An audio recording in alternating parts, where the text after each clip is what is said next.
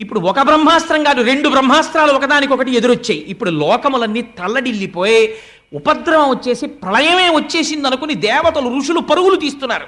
లోకములో ఉన్న ప్రాణులన్నీ కూడా ఉత్కంఠ పొందే అందరూ హడిలిపోతున్నారు. లోకములనన్నింటినీ రక్షించే స్వభావం ఉన్న కృష్ణ పరమాత్మ ఆ రోజు లోకము ప్రార్థించలేదు.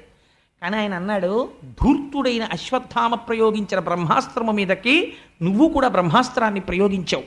వాడికి ఉపసంహారం తెలియదు. నిష్కారణముగా లోకులు బాధపడకూడదు, 2 బ్రహ్మాస్త్రములను ఉపసంహారము చేసేయన్నాడు. 2 బ్రహ్మాస్త్రాల్ని అర్జునుడు ఉపసంహారం చేశాడు.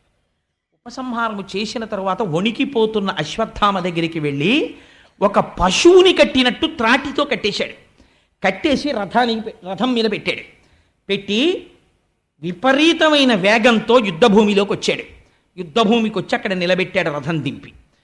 కన్నులు ఎర్రబడిపోయి ఉన్నాయి అర్జునుడికి. ఎదురుగుండా యమధర్మరాజు నిలబడినట్టు నిలబడున్నాడు. వణికిపోతున్నాడు అశ్వత్థామ.